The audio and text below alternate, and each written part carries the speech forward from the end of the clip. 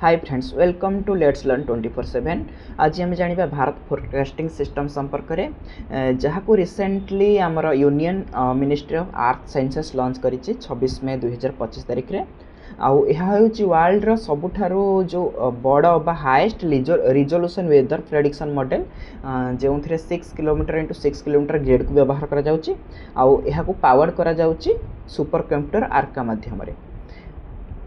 तो फ्रेंड्स आमे जानिबा कि किभଳି भाबरे कार्य करे आउ ता पूर्व आमे जानि भारत फोरकास्टिंग सिस्टम संपर्क रे किछि जानि नबा।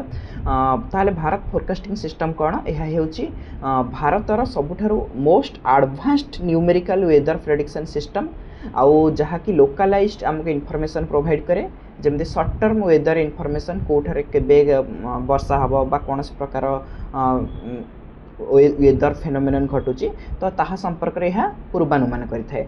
आउ एमिति कि आमे याकु केवल सिटी लेवल रे नहीं पंचायत लेवल रे मध्य याकु आमे एनालाइज करके फोरकास्ट करि परिबा। तो फ्रेंड्स यह को डेभलप करिसंती आमर Indian institute of tropical metrology जहाँ कि पुणे रे अवस्थित। आउ यार जो रिसर्च रे लीड करिथिले यह को पार्थ सारथी मुखोपाध्याय।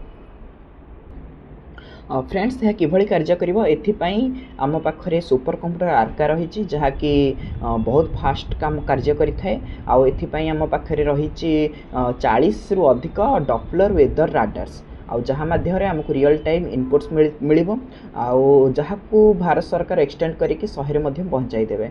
आउ एथिरे जो प्रोसेसर्स कार्य करे ताहा 30 डिग्री साउथ रो आरंभ करके 30 डिग्री नॉर्थ लैटिट्यूड मध्य कार्य करिवो जहाँ मध्य समग्र भारत मध्य जाउची।